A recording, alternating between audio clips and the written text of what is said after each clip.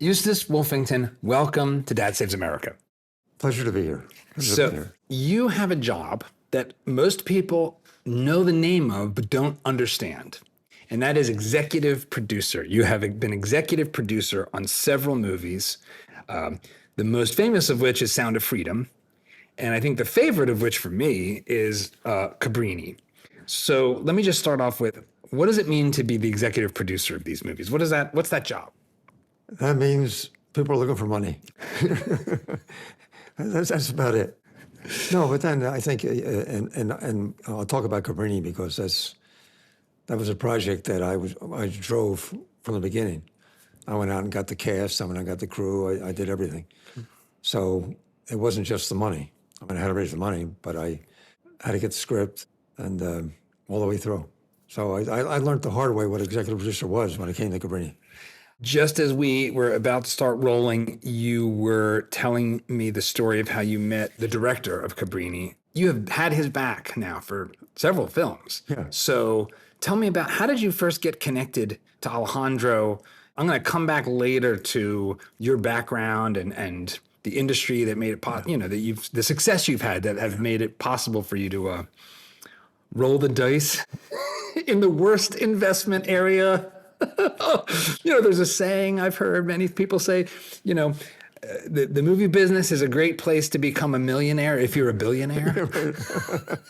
And when you're trying to raise money, that's how people look at it. Right. It's hard to raise money. So how did you meet Alejandro? How did this relationship of filmmaking get started? Well, actually, my nephew met Alejandro in Florida. And he came to and they were talking. The next thing you know, my nephew shows up in my office with Alejandro, Eduardo Verstaghi, and Leo Sorvino. They look so scruffy. I mean, it's just three guys, beers, and And he said they want to do a movie. So Alejandro had just written the script. On his trip from Mexico to Austin, he wrote the script for Bella, the movie Bella. So he put a computer in my office, and the light went on the wall, and I expected to see something. All I heard was music, and he started talking. And when he's all done, I said, have you ever done a movie? He said, no, but I've done some shorts. And I said, well, let me see a short. So he showed me a short, and it blew my mind. What was it about? It was, I couldn't even tell, it was about soldiers, and attacking a family, and it was all silent. Beautifully done, though. Yeah. And so then he told me the story about when he went to Austin, Texas University, to be a director. And when he got there, he had a 1.9 average. He couldn't speak English. They wouldn't take him. So he was a very persistent guy, Alejandro. So he went to school locally for a couple of years, learned the language, kept trying to get back in, and got in. And then in his senior year, they have to do, let's say, I guess it's a thesis. Yeah, that's right. They picked 4 people for directors, and they didn't pick him. So he said to the head guy, he said, look, I want to be a director. And he said, well, I'm sorry, we have no more equipment. If you want to be a director, you have to go do it on your own. So he got his credit card, which was very limited, flew to New York, went to Panavision, asked to see the president. The young girl said, you can't see the president. But he persisted. She finally called the president. He said, I'll see him for a minute. He goes, meets him at the elevator and says, what do you want? And Heller starts saying, well, I want to do a film, and asked for equipment worth maybe $300,000 to do this movie, to do his thesis. The head of Panavision said, called his people around and said, listen, this crazy kid. And then he said, look, I'll let you know in 2 weeks. And in 2 weeks, he called and said, you got it. We're going to do it. And the day he came to pick it up was 9/11. And he couldn't get anything. You got to feel at that moment, You've got all these miracles, and now the city's under attack on the day you're picking up your camera. That's complete. So what happened? So he picked up a camera. All he got was a camera. They finally got him a camera. I'm amazed that they actually could even, I was here for 9/11. Yeah. I'm amazed that they didn't just say, we're sorry, we can't. Which just tells you how persistent Alejandro is. Right? It's like, we're not in business today. The country's under attack. So that's how, and he showed me the short that he shot, and that's how I said, okay, we'll do Bella together. Why come to you at that point? Well, because of my nephew. I mean, they'd never done a movie. It was a low-budget film. Had you expressed an interest in getting into No, media? I never wanted to do a film, and I knew what everybody knew, how to go from a billionaire to a millionaire. I mean, everybody knew that story. So I didn't. I had no desire to do a movie in any way, shape, or form. But I was intrigued with him, and then Eduardo told his story, and Leo told his story. Eduardo was also from Mexico. Leo was from Colombia, and so we just got caught up in it and did it. Now, what's the plot and the theme of Bella for people who haven't watched it? Because I know that it's an independent film, and the plot's about a waitress who has an affair, gets pregnant, and then is considering having an abortion. And she meets Eduardo, and he tries to talk her out of it. And he finally agrees to accompany her to the abortion clinic. And you see him whispering something to her.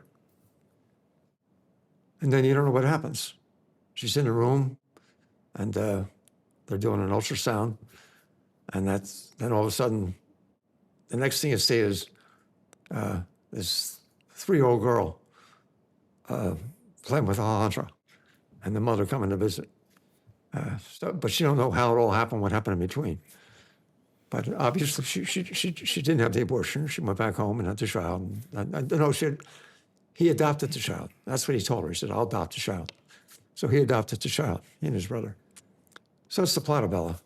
It's done right here in the village, which was really great. you're moved even thinking about it, which is really powerful. It's why is telling that kind of story important? And why like film? Why do it in a film? Because it's obviously you're obviously passionate about this, and Alejandro, to bring this story to you, that must have been the engine behind why do this, right? So well, at the time I didn't realize the power of film, and I never even thought about the impact of sound, music, color, all coming together to tell a story. I never even thought of that. It wasn't until Cabrini came along that I was thinking like that. All right, here's your obligatory reminder to hit the like button, subscribe to the channel, and ring the bell. It really actually does help us out a lot. When we're trying to book awesome new guests, they look at how many subscribers are on the channel and they say, yep, this is worth doing. And I want to bring the best possible people to you that I can. Speaking of which, let's get back to the conversation. before you go to Cabrini, I want to talk about Sound of Freedom, which is the next film, because I'm going to spend a lot of time on Cabrini because it's so powerful, and I think it deserves a much bigger audience than it's gotten so far.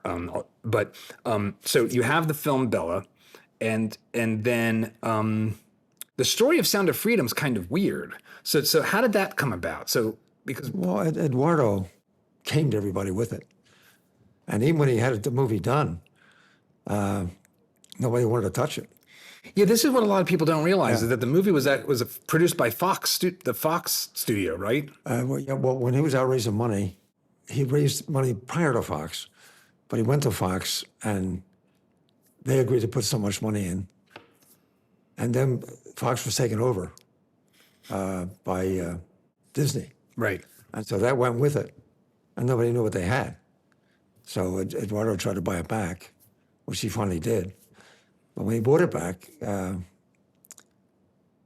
he would have sold that movie for less than 20 to anybody who wanted it the day before they start shooting.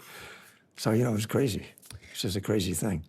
Did you make money on Bella? Like, why would you go into movie number 2 if, because as I understand it, Bella was a financially difficult move to make, right? Yeah, well the advantage of Bella was you couldn't lose too much because it was a low-budget movie. Okay. $3 million movie that went to $5 million. My total risk on it was about that. Okay. We got back 2/3 of it. That's not bad. Bad. No, it wasn't bad. So, You could do worse. It was a good movie. Won the Toronto Film Festival. Was exciting, and So it didn't turn you off it was to a the good whole thing. experience. That was a good experience for me for a film. As someone that invested, did you see it as fundamentally a philanthropic enterprise, the storytelling, or like how as an investor thinking about being in the arts, how did you? Was it all just an experiment? Help me understand. It's not something people get to talk about very much, really. Well, Bella wasn't. Bella wasn't any thought. I kind of just faded into it.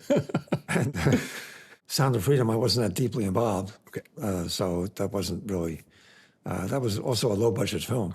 A lot of ink and podcast conversations have been spilled on Sound of Freedom. Right. But when it finally did come off the shelf with Angel Studios and get out there into the world, were you surprised by just what a giant conversation that movie sparked? I mean, in some ways, it's not that different from a movie like, say, Taken or these other. Yeah. It's actually like a genre that's pretty common, but it exploded. How did you respond to that? That was a big surprise, obviously. The same way that Mel Gibson kind of hyped up The Passion with all the hot conversation, somehow that magic happened with Sound of Freedom. A conversation piped up that nobody wanted them to see the movie, that the theaters were turning off the air conditioning, a lot of things that weren't really true, but it got people just saying, we'll show them, And so they wanted to see the movie. And when they saw it was a great movie, and one told another. When I went to see the movie with my wife, and the opening sequence, especially as a parent, there's this opening sequence of real footage of kids being snatched. Yeah. And I start losing it because I'm a blubbery Italian. And my wife says to me, you better knock it off. You're never going to make it to the end of this movie. And I did. I was like, okay, fine, I'll be fine. That movie and Cabrini and Bella all share a theme, right? Which is kids, protecting life. Yeah. Talk about that theme, and we can go into Cabrini from there. Yeah. Well, that was the theme in the first two movies.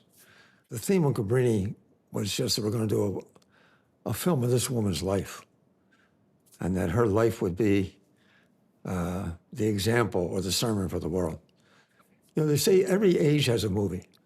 Winston Churchill said that Mrs. Miniver did more to win the world for England than anything else. And I think Cabrini, anyone who sees Cabrini, first thing they say was, I never expected this. Because it's coming to a movie about a nun, and they're expecting some, other kind of film. The second thing they say is, everybody's got to see it. Third thing they say is, I'm blown away. I'm quoting, normally when people keep saying the same exact words, you got a hot button. Then they say things like, it's the best film I've ever seen, or one of my top three. And then they'll say, I want to go out and change the world. I want to go out and do better. And of course, they all say, I never heard of her. Who is this woman? How come I never heard of this woman? And that's pretty much the reaction to the film. Signori, aprite I vostri cuori ai rifugiati, agli immigranti italiani a cui non resta che affrontare l'oceano.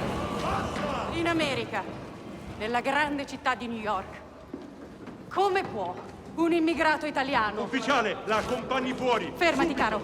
Non un passo di... Ufficiale, lei deve portare via questa donna. Non mi avete permesso di parlare prima. Senatore Bodio. Lo farò qui. Adesso. Perché parlo per i dimenticati. Parlo per i vostri compatrioti che scommettono tutto sull'America. Per scoprire che cosa? Che persino i ratti vivono meglio.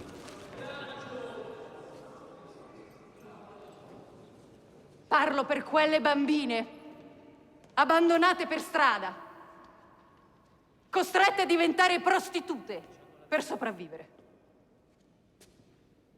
Per le loro famiglie, ammassate in baracche, e per i loro padri, che muoiono soli in una fogna. Come cani.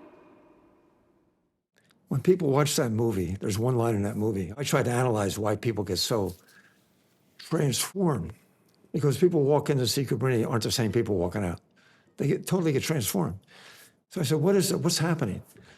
And there's one line where Calloway is saying, weren't we all immigrants? Aren't we all immigrants? And I don't care who you are, you're watching that movie. And it makes you realize that we're all immigrants in America. And the second scene is when she's saying she didn't like being called Dago. And then she said to the Jewish people, they called you Kite, and they called you Mick. To the Irish, they called you Polak. And it drives home the point that in America, everyone comes in and has to work their way into the middle. That's the way it is. That's right. And I think that movie just brings it out in a way that I don't think anything else ever put it out.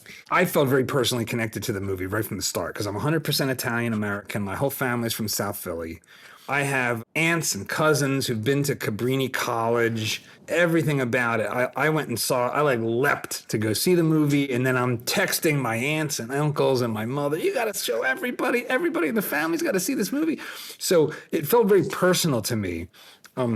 But how did you get passionate about this subject? It's a weird, like you said, it's kind of a weird subject to become so excited about. I mean, this little nun from the 1930s who's transformed. Like, what was your entry point into Francesca's life that made you passionate about this? Oh, okay. Well, and that's where it all started.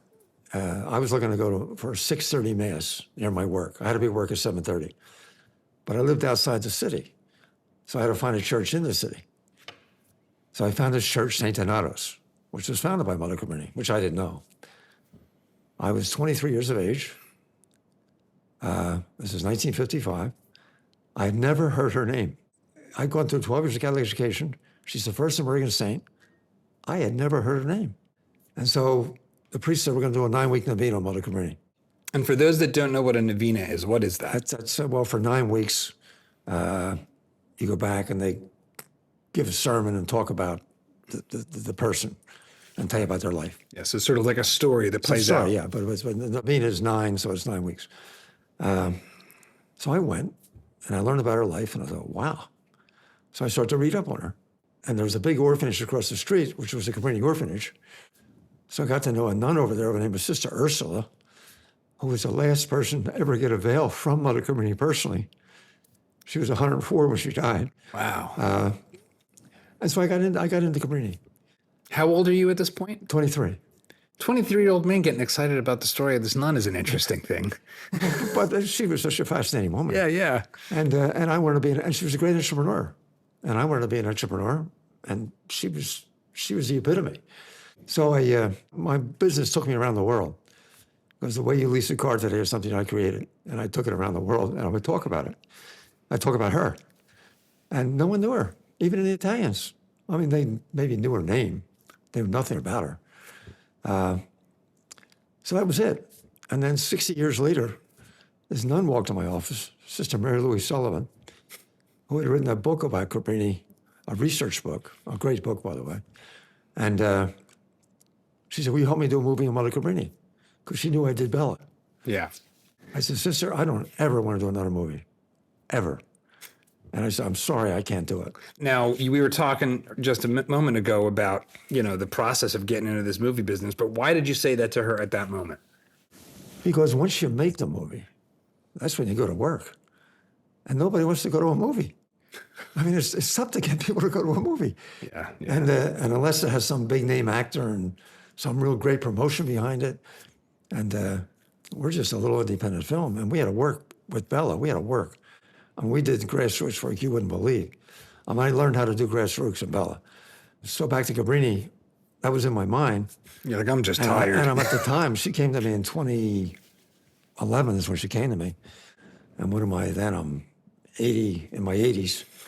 And I just, I don't want to do another movie, And I don't want to have to go raise the money and all that kind of stuff. Yeah. So I said no. She came back again. I said no. Back again. I said no for 6 years. Finally, she engaged an Italian film company, a very good company, Lux Savio. They do a lot of movies. And They were putting $3 million of their own money in it. And so they were really dedicated to the film. So she said, come on up to the Cabrini Shrine in New York. I don't know why she invited me up. And said, I want you to meet these people. They're going to do the film and see what they're going to do. Yeah. So I went up. I started talking, looked at what kind of films they did, and I talked about what they're going to do with Cabrini. And I said to Sister, you can't do that to Cabrini. What were they going to do? Why did you say that? They were going to do a Saint movie. And it made everybody in the choir happy, but the rest of the world wouldn't have meant anything to them. So when you say that, what do you mean exactly? Like, what is I'm a cradle Catholic, but I frankly haven't watched tons of movies like that. So was there scenes or what she was being described that when you heard this pitch, you're like, that's too holier than thou? Or tell me, like, what was it? I'll give you an example. I always had a devotion to the little flower. And they were going to do a movie on the little flower. And I was excited. And the movie came out, and I saw it. And I said, it's another fairy tale movie about a saint. You don't really get the essence of what they did. And people are more concerned about showing how they prayed than they are about the person. And I built my company on I told you I have 80 foundational principles. And one of my principles is you never talk to a person, you talk to a human computer. And you have a conscious mind and a subconscious mind.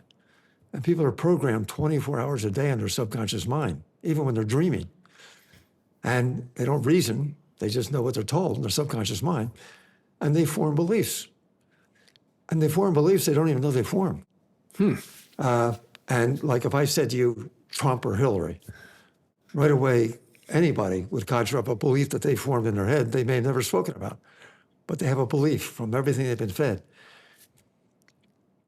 And if you violate somebody's belief, they turn you off. And I wanted Cabrini to be a universal movie. And I don't want to turn anybody off with praying. I don't want people to look at this movie and say, oh, here's another Catholic agenda they're throwing at us. I want a movie that atheists would look at it, Muslims look at it, Hindus would look at it.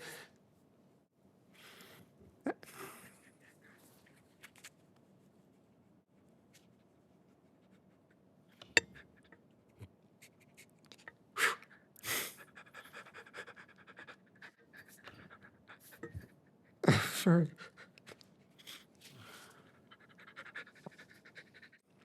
That's what happens when you're 92. But anyway. It's what happens when you watch the movie, let me tell you. So I can understand it. I wanted everybody to know her life. And we wanted her sermon to be the life. And I'll give you a little poem that we have. I'll recite it because you can edit it out if you don't like it. and the poem's called, I'd rather see a sermon than hear one any day. I'd rather see a sermon than hear one any day. I'd rather one would walk with me than rather show the way. The eye's a better pupil, more willing than the ear. Fine counsel is confusing, but example is always clear. Now, the best of all the preachers are the ones who live their creed. To seek it put in action is what everybody needs. Now, I soon can learn to do it if you'll show me how it's done. I can watch your hands in action, but your tongue too fast may run. And the lecture you deliver me may be very wise and true, but I'd rather get my lesson by observing what you do. For the high advice you give me, I may misunderstand, but there's no misunderstanding in how you act and how you live. And that's Cabrini. We'll put a link to that, Paul, because that is such an important lesson for our kids, for ourselves. You know, as a parent, when your kids watch what you do way more than what you say. And I'm kind of a lecturous dad. My viewers know I can be lecturous on the show. But it's so profoundly true that our actions speak so much louder than our words. And as a filmmaker, you know, we've got this saying, right? Show, don't tell. Yeah, exactly. So that was a very good North Star to have making a film. Well, we were criticized by people in the Catholic community. We had a 98% audience like the movie. We had 90% critic. And we had what you call certified critic, which means you have to have more than 80 critics review your film.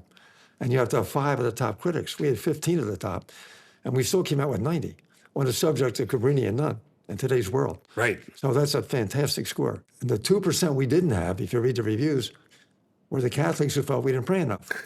and the whole missed the point. You know, like in the gospel, our Lord said, "Go in a room and pray in quiet."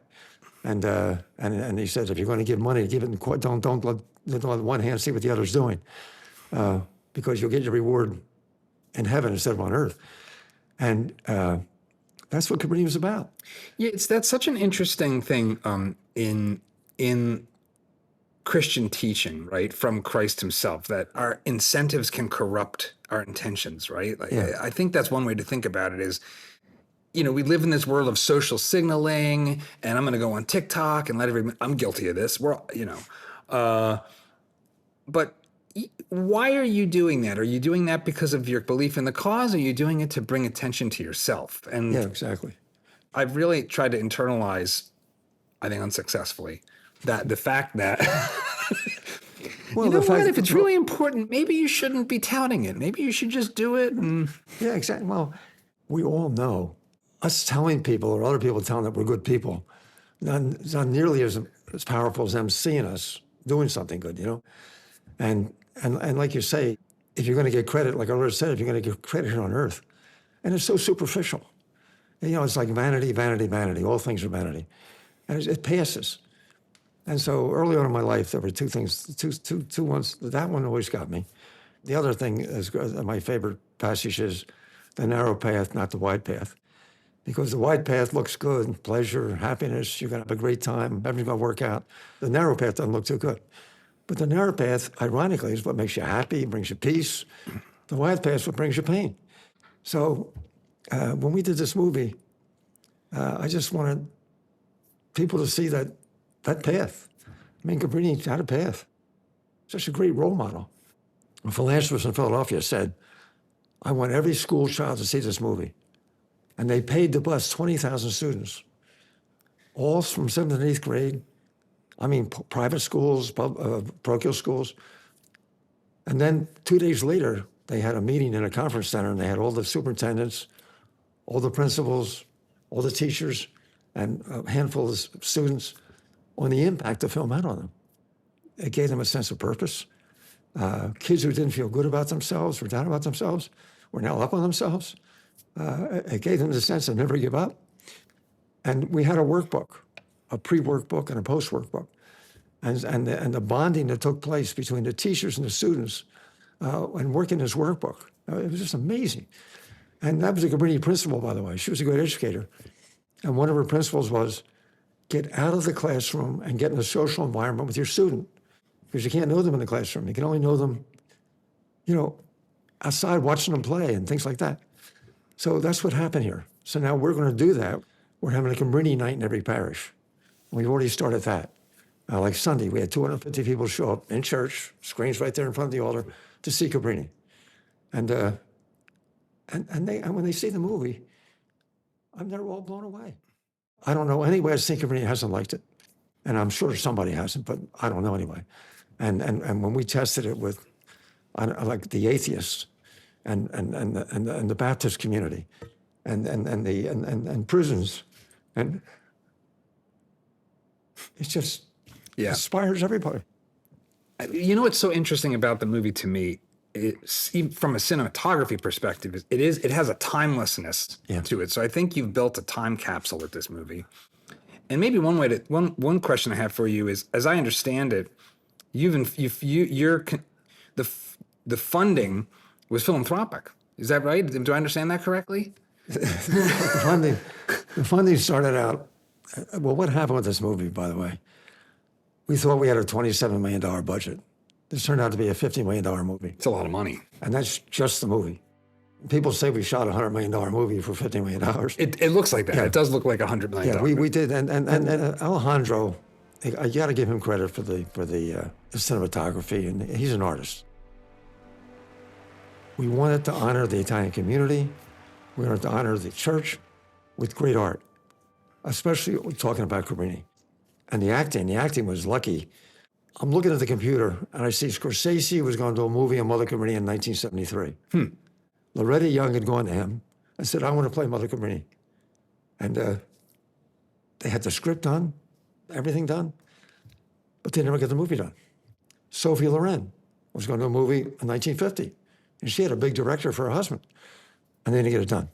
I called my brother, who knew Father Jim Martin, who had worked with Scorsese on that movie, Right. like The Silence, Yes. that great, great movie. So he wrote a letter to Scorsese. And I wrote a letter to Scorsese,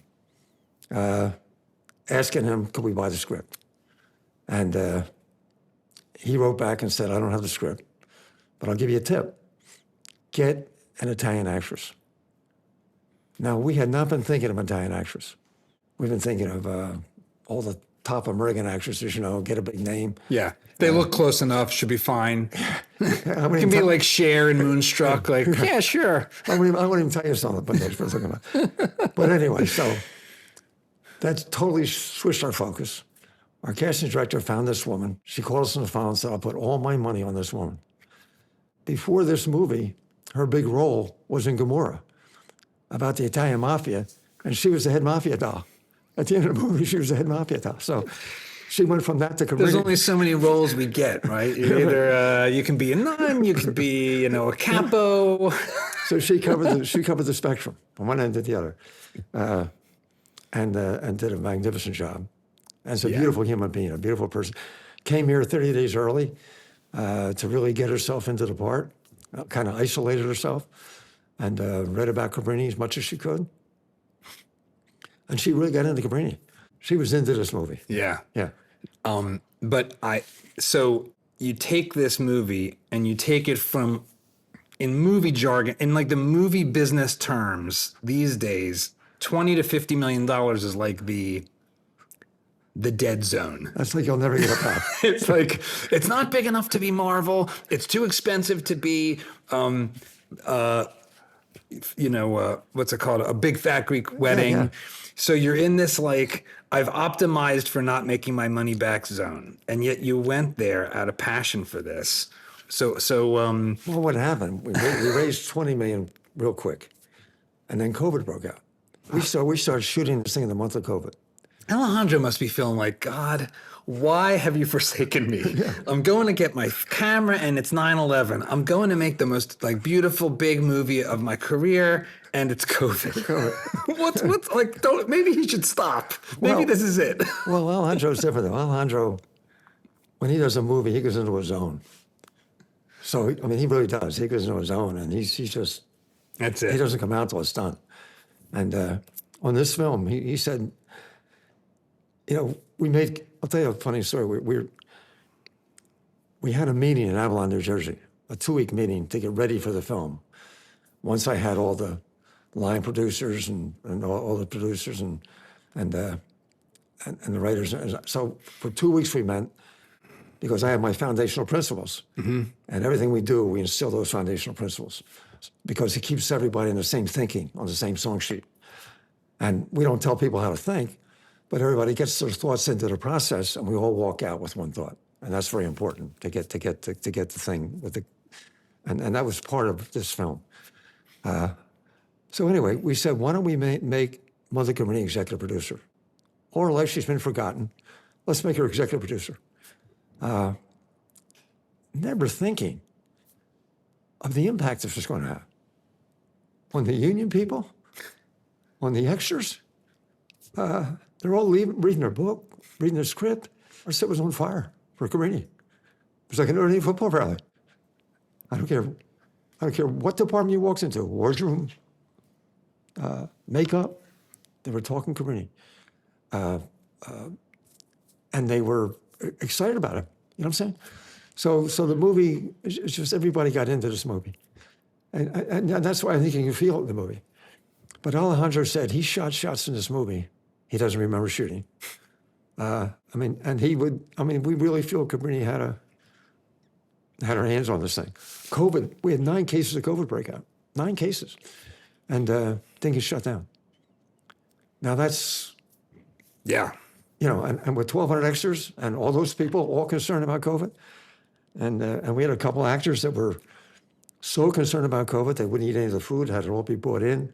Their place had to be cleaned 3 times a day. And one of their stand-ins got COVID. And we thought for sure, that's it, we're going to get shut down. And it didn't happen.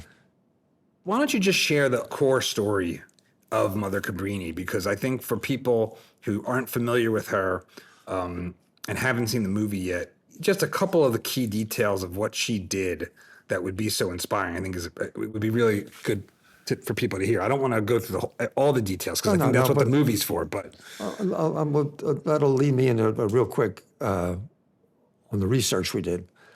I had to find I was out raising money, and some guy said, "Where's the script?" Right here in New York. And I said, "Oh, script. I had no script." So anyway, I only done a couple movies. I forgot the script part. I called Ted Baer and I said, "Ted, you got any ideas for good writers?" And I called Leo Carter. So I finally got it down to 7 writers. I interviewed the writers, and we locked on this one writer. So we went to Cadagno, which was outside of Milan. Her first convent was. We lived there for 10 days with all the historians. We then came back to America. We read 27 books on her life. We walked her footprint around America. So it took us like 2.5 years of research. Wow. So you walked literally in her footsteps. Yeah, we walked in her footsteps. And we knew Cabrini as good as anybody. And we talked to everybody. And it was so good that we went to that convent because there's a scene in the movie that wasn't in any of the books. But there was all the newspaper clippings from back and the head nun, she's 90-some years old also, pulls out these things to show me and lays out the whole story of how Mother Cabrini broke into the Senate. That wasn't anywhere. Right, so there's a scene in the movie where she's struggling for financing to build her orphanage, right? And so she goes to the Italian Senate, and it's like, as you'd expect, a bunch of screaming Italians. And she makes this impassioned plea, and you see, I mean, you want to talk about powerful women in a world dominated by men at that time. Like, she is like a force of nature. Yeah, absolutely. And so that was something that none of the books about her life had. We would not have known that if we had done the research. Wow. But anyway, I didn't let him pick up a pen until we did till the final walkthrough. I said, "Now, Rod, you can pick up a pen." And he went back, and in 6 months, he knocked out the script. We did, several revisions, but basically stuck to the original script. And he did a fabulous job. I mean, when you read the script, you knew you had a good movie. I mean, he really did a great script. Now, one of the things I think when you see the film, so Mother Cabrini comes to the States essentially on a mission to serve the Italian-American community, which at that time, and this was potent for me personally because my grandparents instilled in me a set of ideas, one of which was, you don't understand how bad we were treated as when we first came to this country, which you really see in the movie.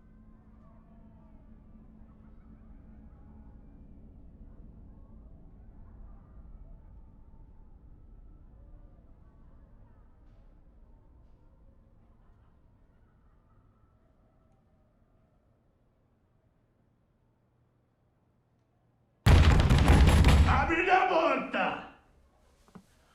Non tutta cagare! Aprite!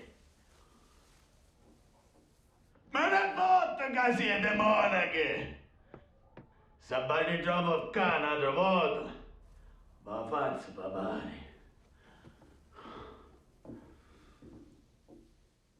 See being called monkeys and Latins. And we went easy. And I mean, and so I heard this growing up, and I experienced a tiny bit of it. I got made fun of for being as hairy as I am like an ape. I got hair on parts that, why you got hair on there? What the edge of your fingers? That's just us being Italian. But, but it is what it is. When you're a teenager and you're getting made fun of for being hairy, it's really uncomfortable.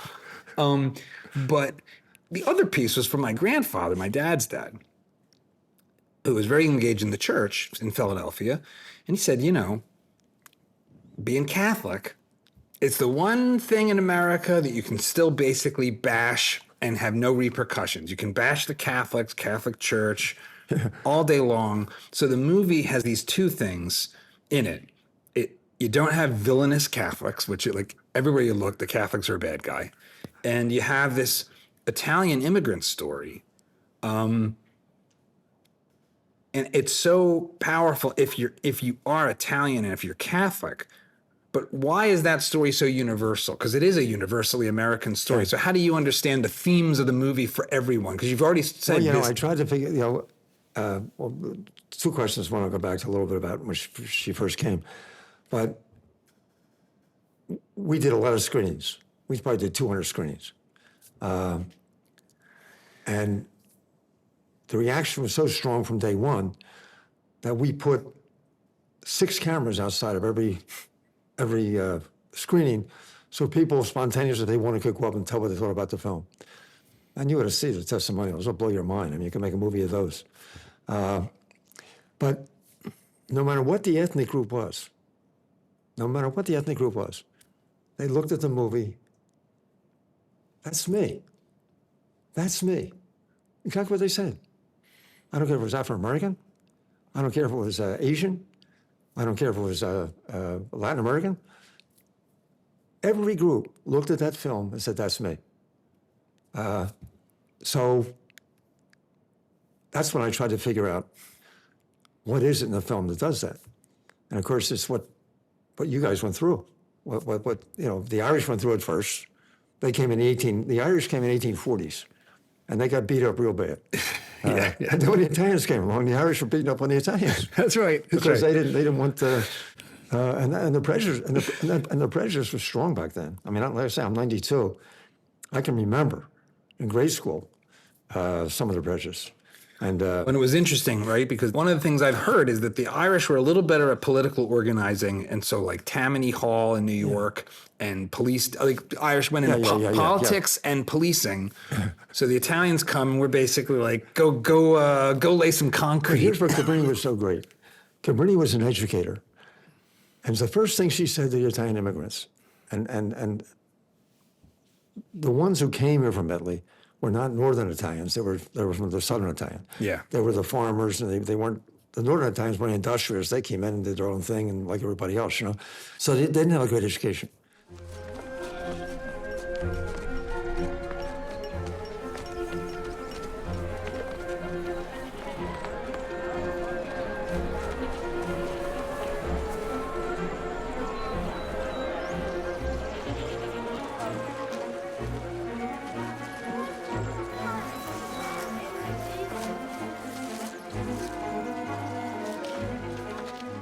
Cabrini had a school set up her first 2 days here. And the other disadvantage they had, they couldn't speak any English. And so wherever they went, I mean, if a police stopped them, some Italians were out in jail for a year. They couldn't defend themselves, they couldn't get lawyers, no one understood them. Right. And Cabrini did all that. She went into prisons. The work she did, we couldn't even touch. Some of the things in the movie that are the most arresting is you see young kids living like rats in sewers. Yeah. And it's almost hard to imagine that that's happening at any point in American history, and yet it was. Yeah. This is who will come to serve.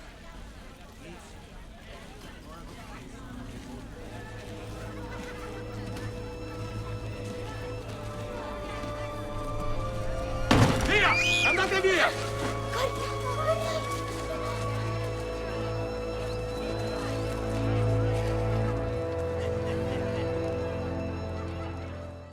And that was the 5 Points was not a good spot, and then that's where, but it's the only place anybody could afford when you came here at nothing.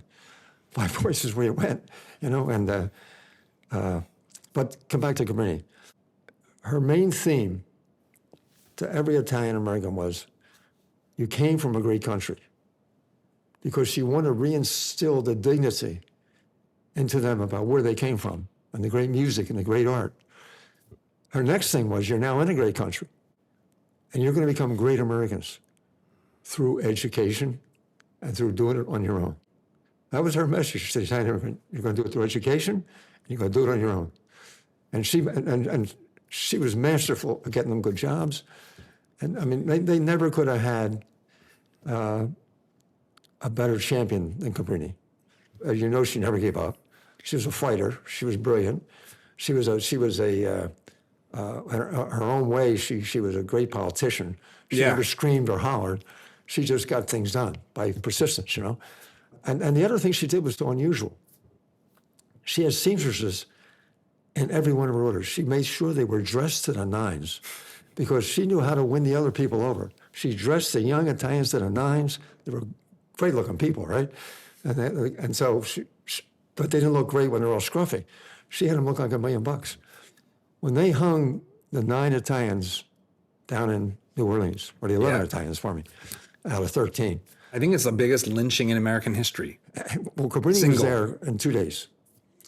And she went in Cabrini style. She didn't run around town and scream and holler and bang on doors. She walked in, she formed schools, she educated these kids, she taught them how to play operetta music on instruments. She had them walk around town playing operetta music, looking like they walked out of Esquire. And everybody said, who are these people? Who are these people? That's how she won the community back. And she just had such a brilliant way about her. She just, you know, when you're a missionary, I guess, and that's what she was, and that's what she always wanted to be. She took the name Francis Xavier because he was a great missionary in China, and that's where she wanted to go. She wanted to follow his footsteps. But missionaries know you can't go winning people over until you make sure that they're fed, looking good, and well accepted. She had to make sure that the Italians were, you know, respected of themselves because they had lost their own dignity. I mean, things were so bad and they were living so poorly that they got down on themselves. One of the things that's so striking at the end of the movie is the global impact of the institutions that Mother Cabrini built and has left behind as a legacy. Just lay that out for people. Just how much, I mean, this one little nun who, we didn't talk about this, but you see in the movie, is very sick, is in her 30s with a respiratory thing that is, I mean, she had TB. So she's got tuberculosis, and here she is, this little powerhouse, and what she builds, just lay out a little bit of the empire that she left behind. Well, you know, crawl, walk, run. They talk about in business. Well, Mother Cabrini came with nothing. But what Mother Cabrini was gifted with was organizational skills and leadership skills that were just built in. I always tell the story, when she opened Columbus Hospital, now remember, she only came to open a school. Right. She got backed into the hospital business. She didn't want to open a hospital, but she got backed into it because of the need. But she had the organizational skills. She would go out, when she got her mind made up, she would buy the ground, get the architect, get the builders, get it built, and then staff it. She did it all, the whole thing. Hai visto Enzo? Hai visto Enzo? Avete visto Enzo? Avete visto Enzo? Grazie al cielo è un inferno. Sono morti dappertutto, tutti morti.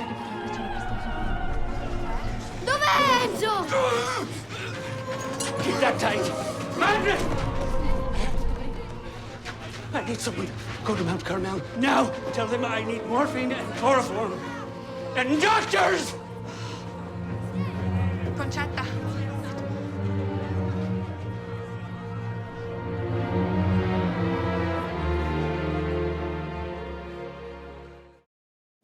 When she took Columbus Hospital, she was in and out in 120 days.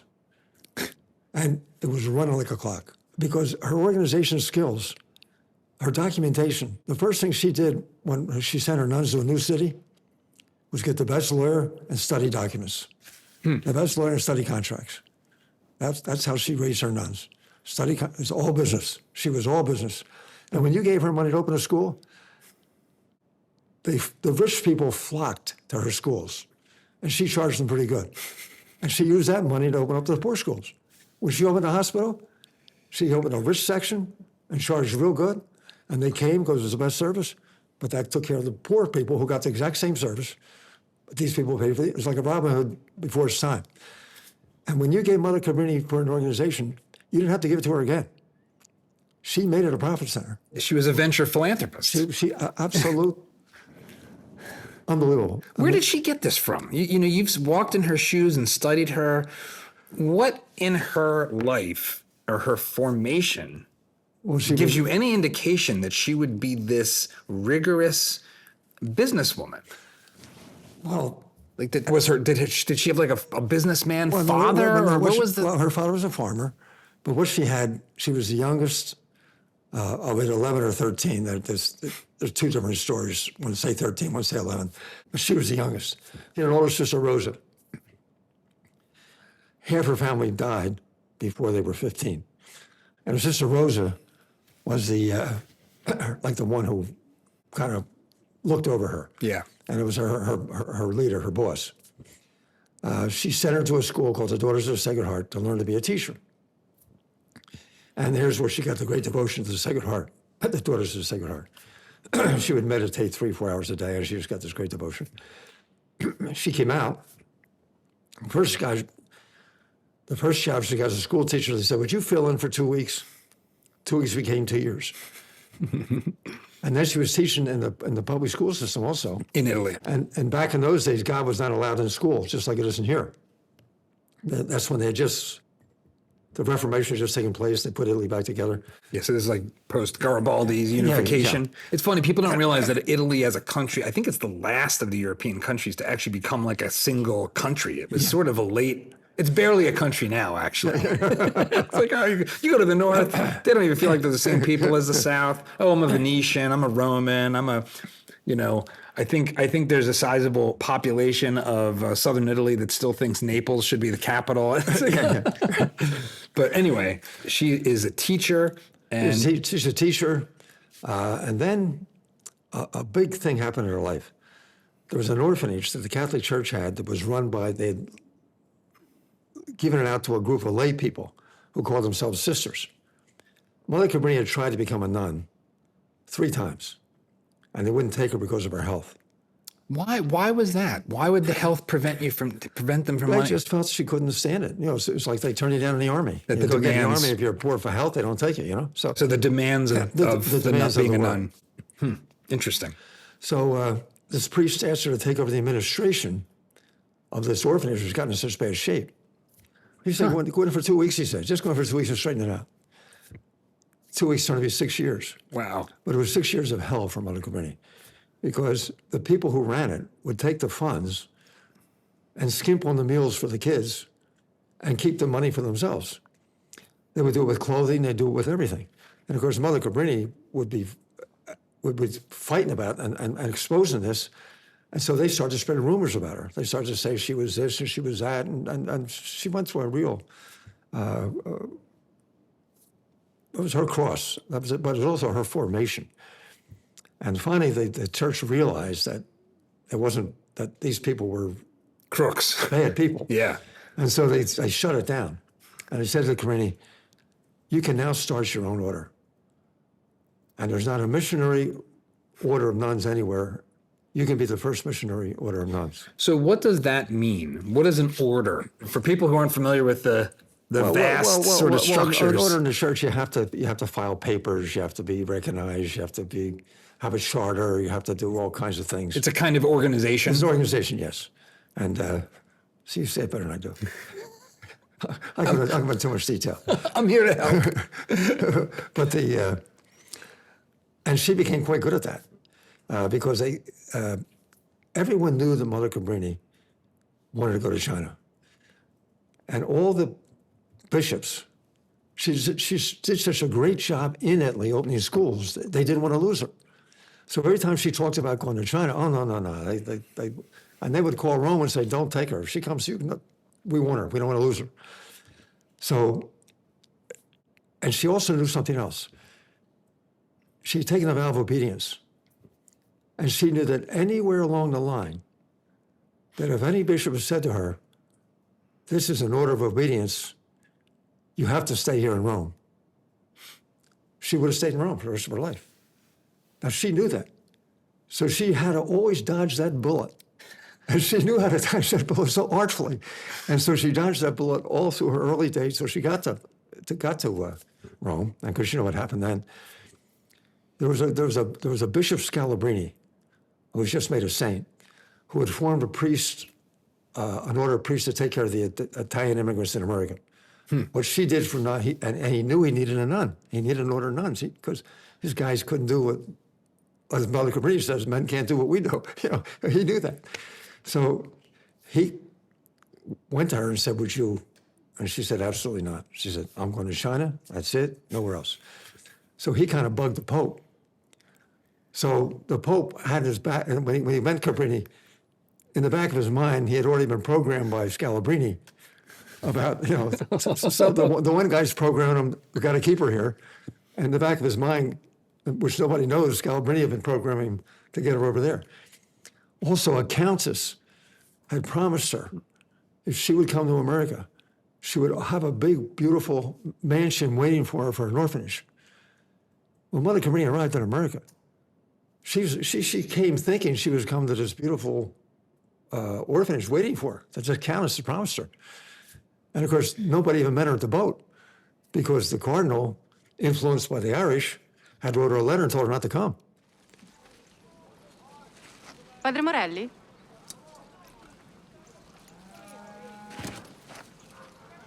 Francesca Cabrini.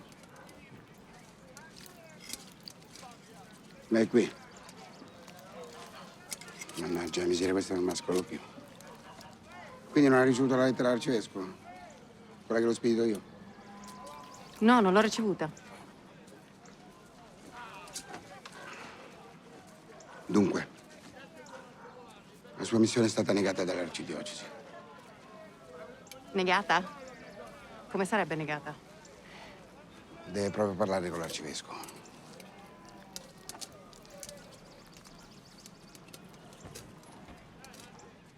So the Pope's sending her to America to be of service to the poor Italian immigrants. Right. And the local bishop is like, I don't want you here. I don't want you here.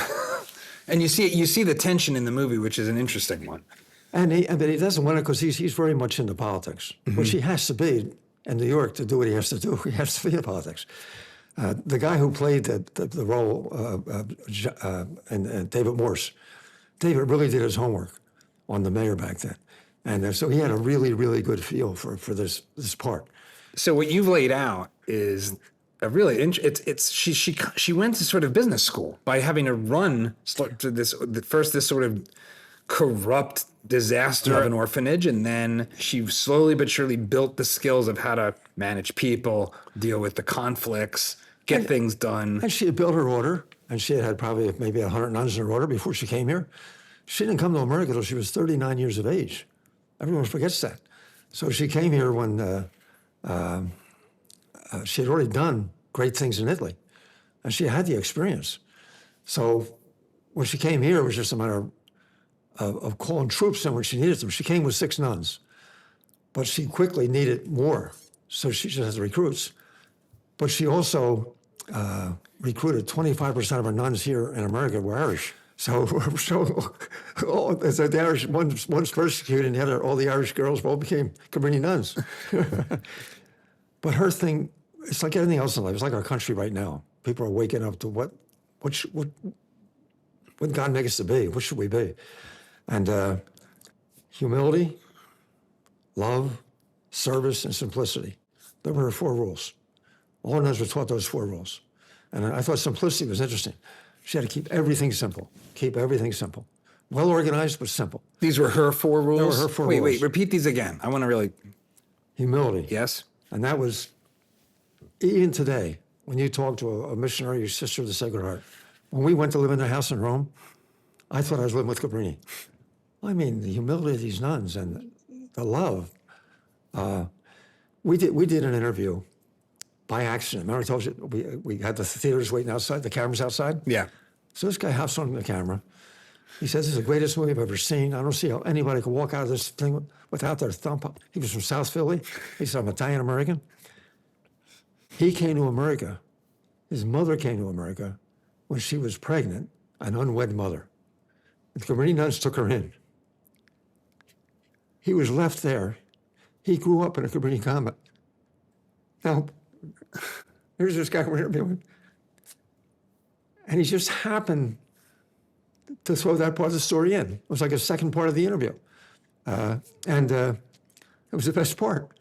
And he said, you never felt such love growing up with these nuns. Then his mother came back and got him. But the guy she married didn't want him, so she put him back in again. So love, humility, service, service, service, service, service. Like somebody criticized us for not having a rosary on Mother Cabrini on her while she was walking around. And the Cabrini nuns were in the order and said, we don't wear rosaries. Mother Cabrini at that time didn't have us wear rosaries because they got in the way of our work. We were working. We're out there doing work. We're working in homes at night. We're working in the schools in the day. We're working in the streets. The Jesuits dug here and on the south side, so we will start from the north. They dug every 15 meters. We will have to dug every 10 meters. Emilia, establish 2 shifts and work your way south. The older children can also help when they're free from class. In the meantime, we will make the river work for us.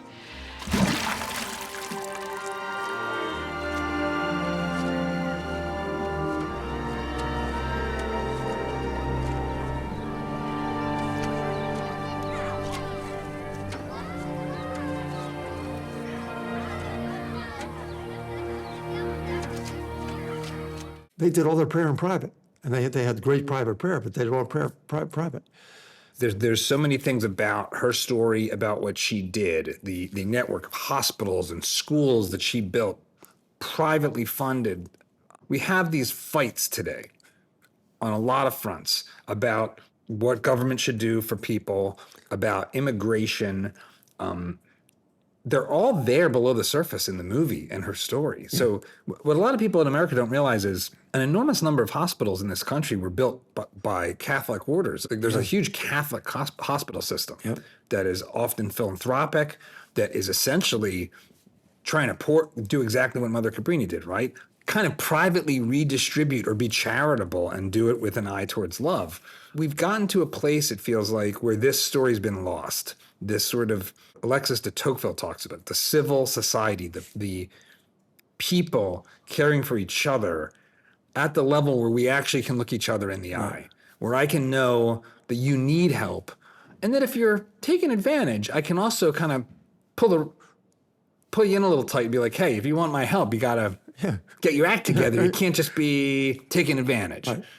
And we've sort of moved into this world where that feels like it's being endangered, that spirit. That's the you know, when I did the movie, I said to myself, I didn't say to myself, I learned over time, God wired us all a certain way. We built layers of separation to get away from it, but underneath, we're all the same. When I said the Cabrini movie is transformational, it's transformational because it hits those buttons in everybody. Nobody walks out of that film, nobody, without saying, what I just saw is what I want to be. Nobody. There's a spirit. I think the kid, that's what the kids got. You know, someone said, in one of our things, someone said, learning takes place over years and learning takes place in moments. But the learning that takes place in moments are explosive. And when people watch this movie, these are learning that's taking place in moments because of what you were pointing out to me, or had me point out to you, but you made me do it, about the impact of a movie with color and sound and to tell a story. The impact of her life. You know, again, and the no preaching is, because people don't want to be preached to. I can tell you right now, people don't want to be preached to, all right? The Good Samaritan, the people who walk by the guy, or maybe the ones that don't mind being preached to. But basically, people don't want to be preached to. And they get out of this movie what they get out of it. No one told them what to get out of it. They all get out what they get out of it. And they all walk away with this sense of who they are and the changes they want to make in the world. They say things like, I'm going to stand up now. I feel I have no voice in my country. I hear all this stuff. Now I'm going to speak up. I mean, it all came from the movie. Because nowhere do you get any kind of entertainment today or any kind of, where they hit it like we hit it in the movie. I mean, they always cushion it, you know, they always cushion it or beat around the bush or you don't even have it actually. All you have is an agenda of some human thing that they're trying to get you to think and do, you know? So the movie has hit the button of what people are and the way God made them. And they see it. We didn't tell them, they see it. And they walk out. There's an inescapable theme, and it's interesting, Alejandro being, Mexican born. Yeah. You see, and I don't think this is like pushed. I think it's inherent in it. It's not like some like layer he added or something. It's right there. What the Italian Americans were experiencing at that time, it mirrors so much what we see of every group, but especially today of Central and South American immigrants, Mexicans in particular. We're sitting here today. It's November. It's after the election. I have said elsewhere in the show, I'm very pro-immigration. I also voted for Donald Trump, which sounds like contradictory, but so did more than half of Latino American men. How do you think about the message in the movie, and not just the movie, but the story itself, for how we as Americans in 2024 should think about immigration and the people who are currently experiencing the thing that we see in the movie happening to the Italian Americans? How do you think about that? Well, I think about a lot differently now than I did before I went into it, because I was always just there's always like background in my life before. What's happened? Mother Cabrini was about the immigrant, not about rules of immigration, legal or illegal. She came in when immigration was tough. Yeah. If you were sick, they sent you home. So she came at a time when so she's concerned about the immigrant, the person, the dignity, and what they're going through. That's what she's concerned about. But we got involved with the Welcome Center in Philadelphia, which is run by a guy who came from Boston, and he saw that in Boston, when the immigration was up, the economy was up. When immigration went down, the economy went down. He saw it in New York, and then he finally decided to go to Philadelphia, and our economy was down, and he got in and really started becoming a Cabrini in Philadelphia. I mean, he set up an office to do all the things Cabrini did, help people get jobs, make sure that they can communicate with the law, and to give them all the services. But he said something to me that really drove home. And with my background, remember I told you I had 80 foundational principles? Yeah. Well, one of them is the law of contrast. Am I short or am I tall? You can only really understand something by comparing it with something. And so, and the other one is you always take the negative and make it the selling point. There are two of our principles. You always take the negative and make it a selling point. So in this case, illegal immigration is a negative.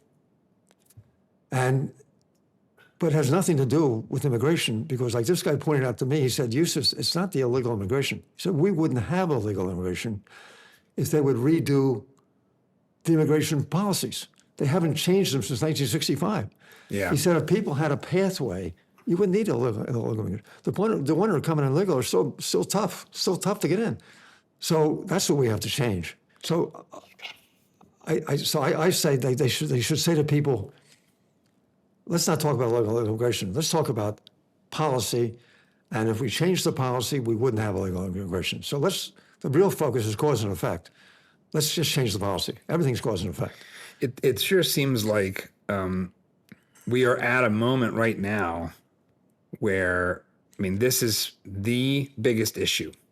I think it was the number one issue for a lot of voting groups, was the rise in immigration, and it's happened in a couple times throughout American history. I think the first wave, as I understand it, that really led to legal change was Chinese immigration. Right. I think it was called the Chinese Exclusion Act.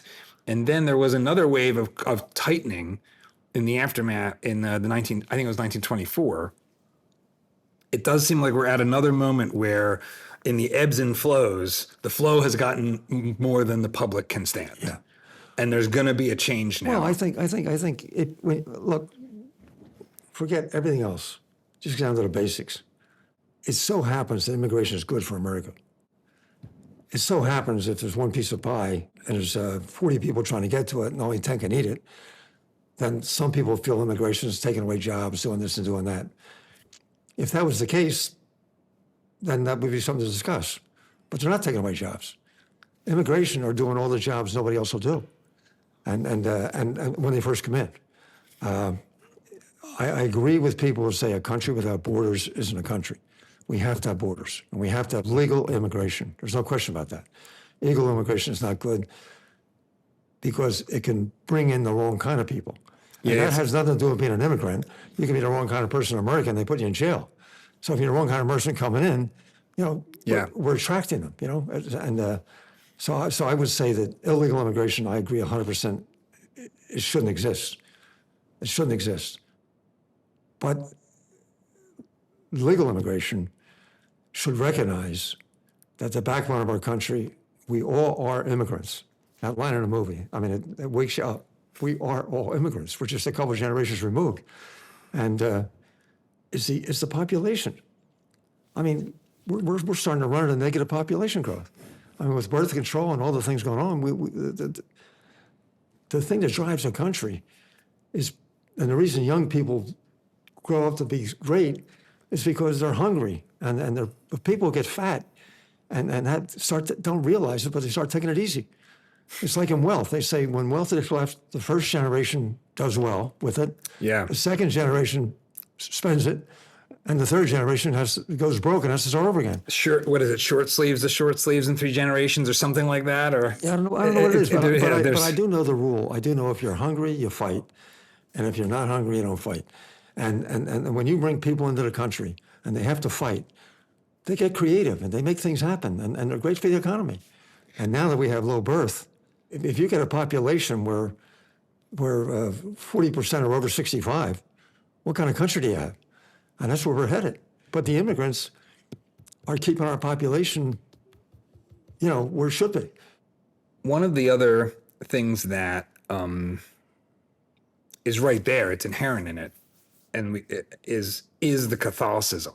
Obviously, Mother Cabrini is a Catholic nun. Yeah. We are not in a majority Catholic country, but Catholics have always been a minority, and in a lot of ways a persecuted minority in the United States. I didn't realize this growing up in South Philly area and going to Catholic school, and then I go to Penn State and I realized wait a second, most of my classmates aren't Catholic. So I was sheltered from the Protestant nature of the country. Even reading American history and the Pilgrims, it's it never dawned on me these aren't Catholics. Most of our viewers are not going to be Catholic, probably. Well, but back then, the Catholics kind of were isolated. And viewed with skepticism. Would tell you, like when I was going to school, they say, if you walk into a Protestant church, that's a sin. They would tell you, that's a sin. Today, with the medical movement, we're all together, and we're all working towards the same end, and that we respect other people's beliefs. You know what I'm saying? But there was a time when we first started that they were, you're Catholic. There's nothing else. Catholic's the only way. And what does your Catholic faith mean to you? Why? It's obviously you discovered Mother Cabrini as a young man looking for a mass to go to, which is an unusual thing in today's world. Why? Why has that been an important part of your life? Well, I told you my favorite parable. Well, first of all, when I was young, I was a little wild. And finally, in my sophomore year, for some reason, I woke up and I started really reading the scriptures. And I devour them. And think about them, meditate upon them. And then I went to Notre Dame. And I got even more, and a more spiritual nature. And reading, Aquinas and reading all the writers and things. It's a very philosophical tradition, very deep. Yeah. And we all know the truth will make us free, right? And what is the truth? You used the word intention earlier on. That's one of my principles.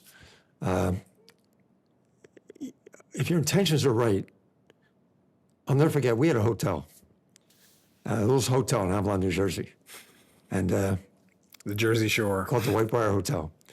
And I was the maitre d'. It was a family hotel. My father started it. And it wasn't a big hotel. And I used to go around to all the guests and say, "Oh, you look great tonight, John." And then I go to the next table and say, "Oh, you look." Then I get in bed at night and I think, wow, these people are going to think I'm a BS artist because I'm talking here, I'm talking here. And so when I was in the Army, I always wanted to be in the restaurant business. I'd always take jobs in kitchens and take jobs. I used to say, people say, he's a dishwasher. And I said, no. In my head, I wasn't a dishwasher. I was a management trainee to learn the restaurant business. So I had this job washing dishes. And I'm reading, took a break, and I'm reading something by Shakespeare. And Shakespeare said, if your intention's right, it'll come out right.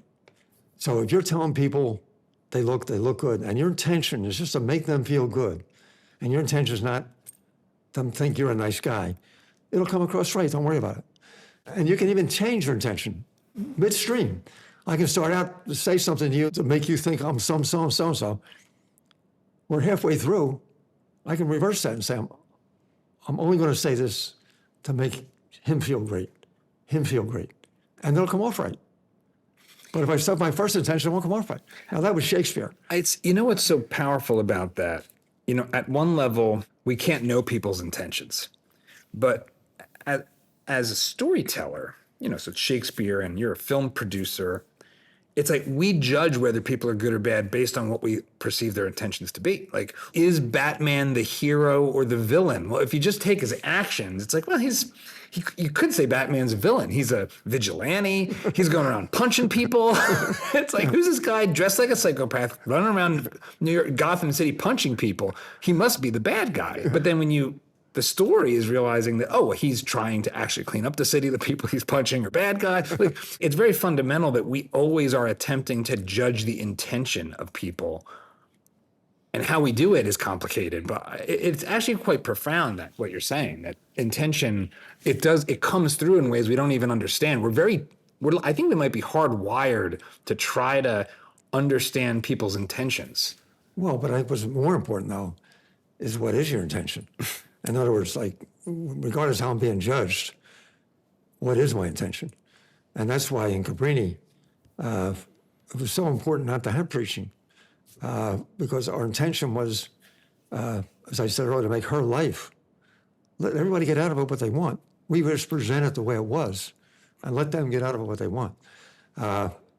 And so our intention was to make it, all we wanted people to do was fall in love with her. We didn't care who you were or what you were or what your beliefs were. Just fall in love with her and see where it takes you Come in the back door. Our whole thought was they're going to fall in love with her. They're going to read about her. Like I did, they're going to come in the back door. You said you were born in, was it 1934? 1932. 9/11, 1932. 9/11 is your birthday. Right. Oh, my God. Okay. It wasn't famous then. Or infamous, I should say. Help me on the math. So you just turned how old? 92. 92 years old. You have seen a tremendous amount of change in your life in this country. I think you might be the first person over the age of 90 to be on the show. How do you think about the transformations that you've witnessed firsthand? Well, what sticks out as the changes that really are like, wow, I can't believe I saw that happen? Obviously, when we first had a radio, like when they announced Pearl Harbor, we all come in, the radio would sit in your house, like a TV sits in your house now. It would be in one spot, one radio, and we'd all sit around the radio. And you listen to Amos and Andy, you listen to The Shadow, and you listen to all these programs, and that was your whole form of communication. Did you listen to the War of the Worlds broadcast? I didn't listen to that for some reason. No, I didn't get that one. I read about it, I never got that one. Back then we had, the telephone we had was the only phones you had were a line. So when you were on the phone, you knew your neighbor was on the phone with you. So you had to watch everything you said because you could pick up any line and we're all on the same line. The first TV in the 50s, which I'll never forget. And of course, you only had it for a couple hours a day. Then it went blank. So I watched the evolution. But what really I learned by it is, I'd read a lot about Buddha, and Buddha's 4 noble truths. His one noble truth is that you're always going to have pain. The second noble truth is you're going to be the cause of the pain. And you're the cause of the pain because you won't change. And you got to change. Everything's changing, and you have to adapt to change. If you don't adapt to change, you're going to hurt yourself. And that's what causes your pain. And so early on, I've always been aware of change. And in fact, one of my principles is the rules of change. I mean, because I had to learn the rules of change, because I had to change the whole industry in the car business. They believed one way, the factories believed one way, the dealers believed one way, the customers believed one way. Everybody believed the exact opposite of what I knew was true. And so I had to change attitudes. I changed the world with the leasing thing, which was a commitment. And that, let me tell you how that happened. Go for it. I was selling a car to my insurance man, and I gave him the payment on the car. He said, I can't afford that. And he had picked a nice car, the Impala wagon. He had 9 kids. He picked a nice big 9-passenger wagon. He said, how about that car over there? It was a stripped-down car. I gave him the payment. I said, I can afford that. I said, yeah, but Jack, I said, this expensive car is going to depreciate $3,000. This is back in 1962. You could buy a new car for $3,500. Yeah. I said, that car is going to depreciate $5,000. These were higher line. He said, Eustace, the bank doesn't know that. All the bank knows, I walk in and say, I'm buying a car, I need $10,000. And they give me a payment. Or I walk in the bank and I say, I'm buying an $8,000 car. They Sort of simple lease, simple loan. Simple loan. And it hit me, I said, the biggest ripoff in America is the only way the man in the street can buy a car is on price. And having been a dealer, I could see how the factories were unconsciously taking advantage of that. They weren't building cars for resale value. They were building cars for price. Everything was built for price. And the cars at low price had a lousy resale value because they were junky cars. So I realized that the secret of life was, how could people buy depreciation? How could we package cars like McDonald's packaged a hamburger to help them make the right decision to buy depreciation? And give them the ownership options, give all the ownership options. Because the other thing I learned was I did a Roper study in Boston and in Cleveland. We took 300 families. What does leasing mean to you? What does ownership mean to you? The people in ownership, 99 out of 100 said it. Not only the same idea, the same words. It's mine, I can do what I want with it. With leasing, all I have is rent receipts. Okay. I told you the whole story. The only reason I'm leasing, I wasn't about leasing. I was about buying half the car and taking options on the other half. I didn't like the word leasing because remember the attitudes and feelings? And they talk to a computer. You said leasing to people, they shut you down. That's why I had to learn the rules of change. But we had to make it like buying. But to get the banks, and they get the Ford credits, and the GM credits, and they get the sales. I was like I was a crazy man. That's all I was a crazy man. It took me 17 years to make it happen. And I went broke twice. Wow. But I knew it was the cheapest way to drive a car. The cheapest way to drive a car was buy the right car and take options. At the end of the period of time, if you love the car, you buy it for what we deducted. So it's a $10,000 car, and we told you it's going to be worth $6,000. We deducted it, you only paid on $4,000. Your payments were lower for a short period of time. And then at the end of the 2-year period, or 3-year, whatever you pick, you had the right to pick it up for $6,000. If you wanted to keep it, just give us a check for $6,000 and pick it.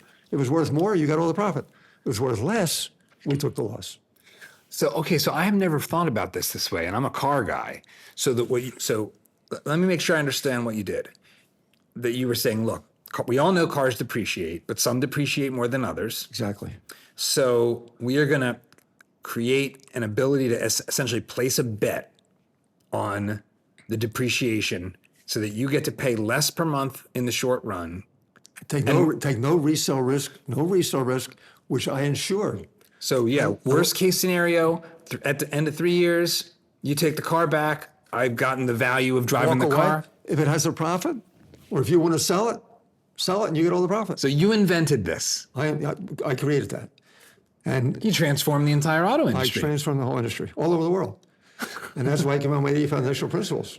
Because my 80 foundational principles became a language that if I hadn't followed that, everybody in my place thought the same. So when I was in Germany, when I was in Italy, when I was in Russia, when I was in wherever I was, we all had a language, my 80 principles. And we took leasing from 1/10 of 1%, And I don't like the word leasing because I don't think of myself leasing, but that's how you finance it. Yeah. What's actually happening in a transaction?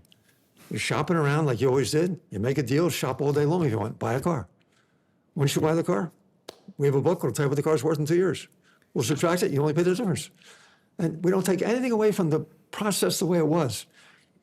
Remember I said law of contrast? Yeah. You have to have something to compare it to. Our breakthrough was when we compared everything we did to buying the car. If you come into my car for half a car, I walked through buying the car first. And then I laid aside, alongside that, the numbers for half a car. And I'll let you make the decision. There was no selling. I'll let you make the decision.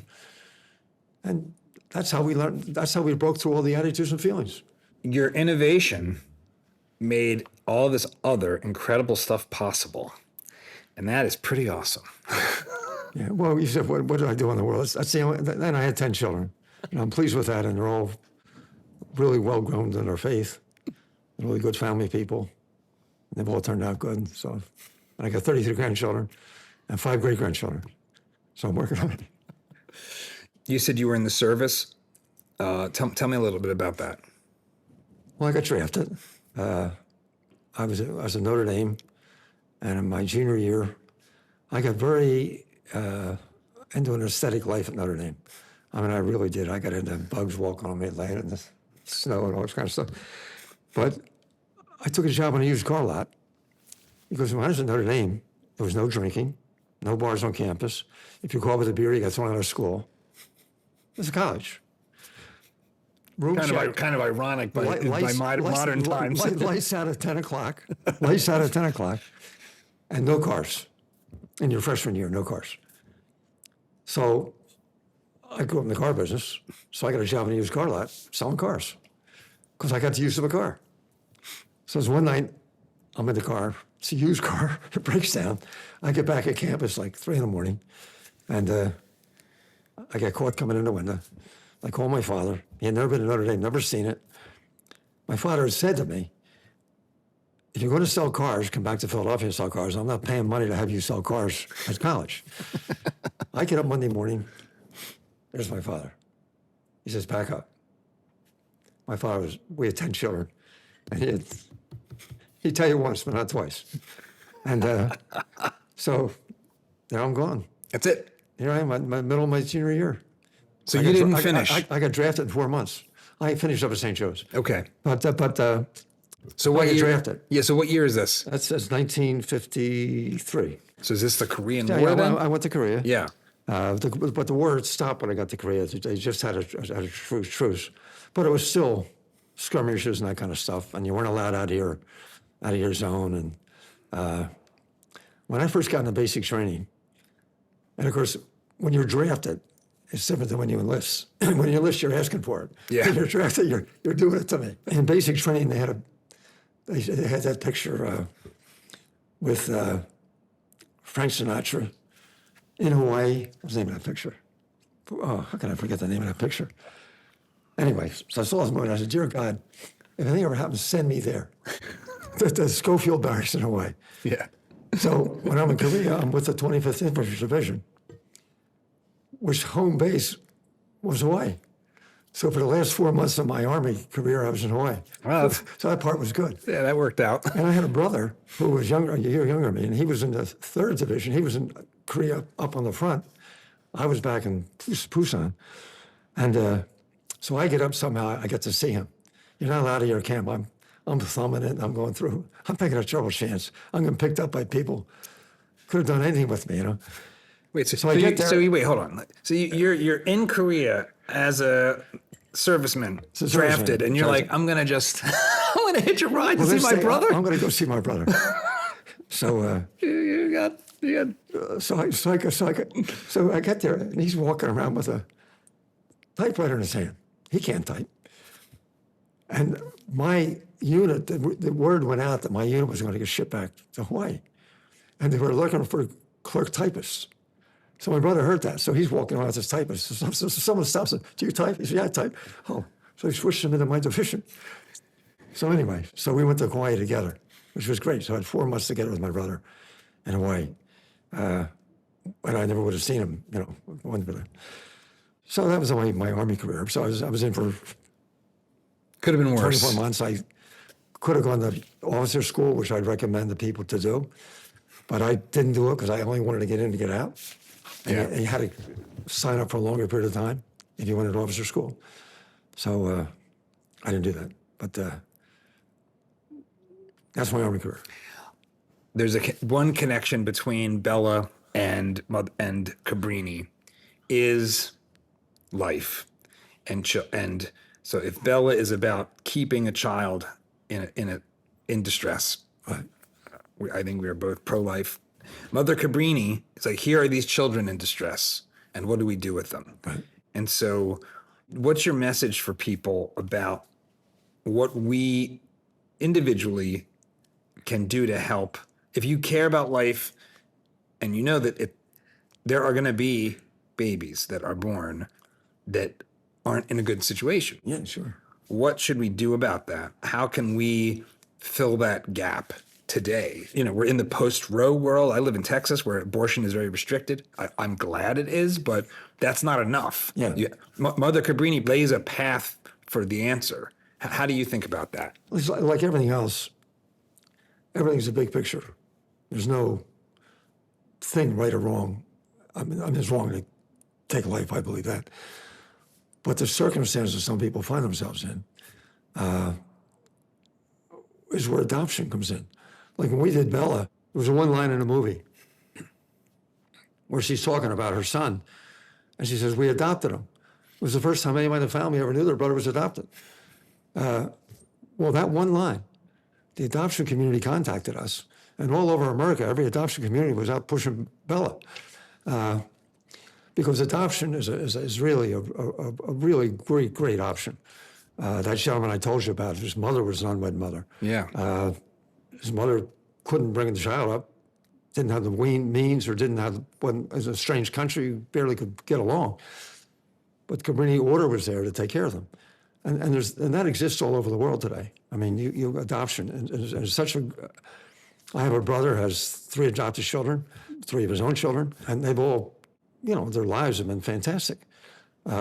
Steve Jobs, right? Yeah, I mean, yeah. you know, adoption is one of my heroes, yeah, Steve Jobs. So adoption is a great alternative. To judge people on that, I think it's a big mistake. When we did Bella, I would have girls come up to me after a screening who had had an abortion, who were really racked in pain. So I don't think you should judge people in general of abortions. I'm sure there's some people that, if it's selfishly, and it's just a very selfish reason, it's hard to understand how we can justify prosecuting somebody who hits a pregnant woman and the baby dies and prosecute them for murder, and not prosecute when the same baby is aborted. Yeah. I mean, there's just no logic to it, you know? There's no, it doesn't add up to any logic. And it's like when people say a woman's right to their body, again, I agree a woman has right to her body, except in areas where nature made things different. You know, nature made things different. It's not one body. It's not one body. Yeah, it is a complicated It's complicated. I don't think there should be any judgment on it. It's. I think the old thing about there's one truth, there's right or there's wrong. What is right and what is wrong? When it comes to life, that's not an individual decision, because it's life. It's it's someone else's life, and no matter how you look at it, it's someone else's life. I mean, I had my one sister had also had 10 children, but one was born in like 4 months or something, like when barely, and that son has turned out to be a superstar. You know what I'm saying? A superstar. And my own daughter had to have a cesarean because things were complicated, and the baby is born, had to be in an incubator for 3 months in the hospital. That kid's a star athlete. He's a star student. And I think the beautiful thing about Bella was to give people a glimpse. If you're trying to think of this decision, look at this too. Here's what could be. Yeah. Here's what could be. You know, you see people prosecuted and put in jail for peacefully marching against abortion, and Yeah, the whole unconscionable. thing is crazy. I mean, the whole thing's crazy. It's just somewhere. I don't usually talk about this subject because I kind of let everybody do their own thing. But when we first did Bell, I got tied up doing a lot of sayings to put on license plates, like my mother didn't love me, so she decided to get rid of me or something. I forget. I'm more clever than that. But we made some really great sayings that would just drive the point home of what's really taking place here. It's not really a choice of my body. What's really taking place here? What's the consequence of this decision? And the real decision should have been made is when you got pregnant. That's when you should have made the decision. I had Kathy Barnett on the show, who is the example of the extreme case in which her mother was actually sexually assaulted as a minor and still chose to have her and to talk to this woman who is the edge case, right? It's the case that even fairly pro-life people will sometimes make the exception and say, well, in the case of YouTube doesn't like the R word, so I won't use it. We should make an exception there. But it is a weird exception because it's like, well, is it no longer a life because of the circumstances? But in that case, there was no choice of doing anything to get pregnant. You know what I mean?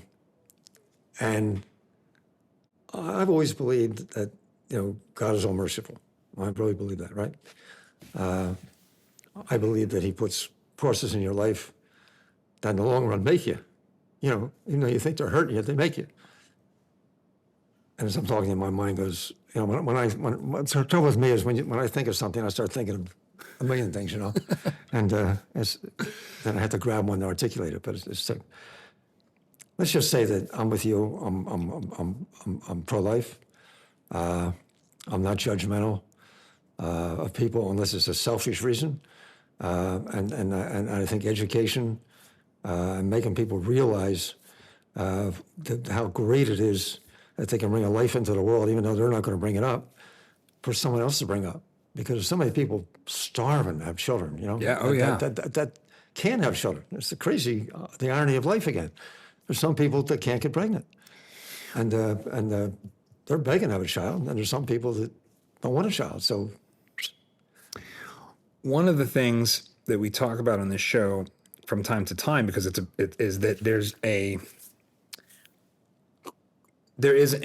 feels like a growing meaning crisis in the country, especially among young people. Gen Z. There's a lot of mental health challenges. There's a lot of people who are struggling to find meaning, to find a sense of purpose. And you've said a couple things that are striking to me. One of which is that insight from Buddhism, that life is suffering, and that the suffering is often of our own making, or maybe all of it is because it's how we respond to our circumstances. Right. We have it within our ability to decide whether something is going to stop us or propel us forward. Looking back on the life you've lived, what is your advice for a young person today who really feels lost? It's true for men and women, but this is Dad Saves America. We tend to talk about men's issues quite a bit, and there's a lot of young men who just feel they just feel lost. Yeah. So, do you have any advice for them? See Cabrini. No. Well, no, but that's what we're doing now. Be a good salesman. No, that's our mission now. Our mission is my sister started something called Speak Up. And Speak Up, she lost her son to AIDS. No one talked about it, and there was a shame, how it was back then when it first happened. When she started to speak up about it, once he got lost, she started to speak up on it and go out and do things in the AIDS community to help people. Yeah. And realized that young kids won't speak up. So what she started was she goes to schools and she'll get all the young kids and sit down and she said, well, what do you want to talk about? Suicide, sex, bullying, whatever it is. But she has a laundry of what these kids are thinking about right now. And then they go to they invite all the parents and they go to a big auditorium at night and she'll have a specialist in each one of those subjects, a real specialty subject. And they'll put the children in a room, not with their parents, with other parents. And then they both speak up. And the kids will start talking what they're doing on drugs and why they're on drugs. And then what they're doing and the parents will say, well, we don't like you on your cell phones. And the kids will say, we don't like you checking up on us. And then the parents, well, here's why we do it. And they have all this speak up taking place. And then when it's all done, they go back to that old marriage encounter idea, and they have them each write a 10-minute letter to each other. The parent to the child, and the child to the parent. And a whole lifetime of communication opened up. It's amazing. And it's just amazing it's happened. And I think what's happened with kids today, there's so much expected of them. They feel they're not good enough, and they feel they're not up to it. What this movie's doing, and what we're doing with the help of this guy from England, is he saw the movie Cabrini, and he called us. He said, this movie gives young people a sense of purpose. Because Mother Cabrini had a purpose, and I watched they get a sense of purpose. She said it gives them a sense of inspiration, and that I can do, and that it's the goodness of the young kids that hasn't lost today. It's their goodness of what they want to do, and the world's very confusing. I mean, the morality of our world. I don't care what your political thing is. The truth is, when you're young, you're being molded, and you walk into a school, and all of a sudden, I didn't have drugs in my day. I probably would have, I may have gone the wrong way, because I was a wild kid. So I may have been on drugs, I didn't have to worry about that temptation. They weren't there. Promiscuous sex in my day. Up until John F. Kennedy became president, our country was very much one of order and obedience and respect for elders, respect for people. And it wasn't until Vietnam came along that it started to break down and that people started burning draft cards. At my age, if I burned a draft card, that was treason. They probably would have put me in jail and hung me up. Well, they still put you in jail. They put Ahmad Ali in jail, but to burn your card, that was so, to have people not stand up for the Star-Spangled Banner, to have God not being allowed to be mentioned in schools. I mean, what did they expect? And the kids were wired that way, I told you, with certain things. They got to be fed, and they're not getting. And the families are breaking down. I have a thing called the family table. I have 10 kids, and what I do every year, I bring all my grandkids. I have 33 grandkids into a meeting, and I make them read books ahead of the meeting. I then prepare for the meeting, and then we'll set the meeting up with like 10 tables, and we'll have a virtue on each table that they should practice in their life, a virtue. And that's the word, by the way. And this guy from England was telling me, he said, this is what's missing with the kids today. They have to have virtue. And nobody wants to use the word virtue. But that's what they have to have, virtue. They got to know what virtues to have. And it's going to give them confidence. It's going to make them think right. And everything's thinking. You got to think right. And that's one of my principles, thinking. You have to have right thinking. But anyway, go back to my conference. I have films. I'll have a film like I'll have a Vince Lombardi film. And we'll talk about the principles of Vince Lombardi, and we'll have some of the principles on the wall, about never give up and get up, and And then each table, I have them segregated by age groups. Each table will stand up one person and tell what their table got out of that principle. Yeah. And then they'll go get a spin on a board, and they can win anywhere from $100 to a Starbucks coffee. And then each table does that. And great learning takes place. And I'll have guest speakers come in to speak about different things like mathematics, and if you want to go to math school or history or whatever. And it had a tremendous impact on these kids. But my point was family. When I grew up, we went to the dining room table, you had to wear a tie, you had a coat, you sat there, and you had to be at dinner at a certain place at the table. Today, they don't even build dining rooms in homes. They build the homes and they have a table in the rec room. You look at a home, there's no dining room. There's a rec room it's amazing. Yeah, I never really thought about it like that, but the shape of the home is a real weird reflection on the culture. And the culture, and it's the school system. I mean, I'm not going to make any probably be popular, but I'm not worried about being politically correct in my life, especially in '92. but Neither am I, so don't worry about it. yeah, but something's so wrong when you don't have when you don't have meritocracy. You're in trouble. That's the backbone of our country. You're in trouble. And when you have unions with positions of seniority and not capability and the teaching and in the workplace, It's the funny thing. that's the blind leading the blind. Like our Lord said, that's the blind leading the blind because there's no leadership. You have to have leadership. It is this thing. I interviewed a woman named Catherine Burblesing. She's considered the strictest headmistress in London. She has a school called Michaela. She, in some ways, is like a kind of Mother Cabrini-like character. Actually, she is strict, and her school is a low income. It's the English equivalent of like a charter school, and she takes these kids who are like the flotsam and jetsam of the society and gets them to Oxford. And she does it on merit. She sets the bar high and she expects every one of those kids to reach it. And when they don't, they hear it. They don't tolerate anything less than excellence. And it turns out the kids love it. They thrive in it. That's how they're wired. That's how they're wired. They rise to the occasion. George W. Bush had this saying, and I think he didn't do a very good job on the education front. I think he made matters worse. I think his intentions are good, but he made matters worse with No Child Left Behind. But he said, we have this problem of the soft bigotry of low expectations. It's a great example of, I think something Mother Cabrini didn't have. Yeah. She didn't pity the people she was trying to help, did she? You know what she said to her teachers? She said, number one, never reprimand a child, ever. Call him aside and make sure he understands what it is you're upset about or what you're trying to get across to him. That's number one. She said, number two, recognize their capacity, because everybody's not made to be Einstein.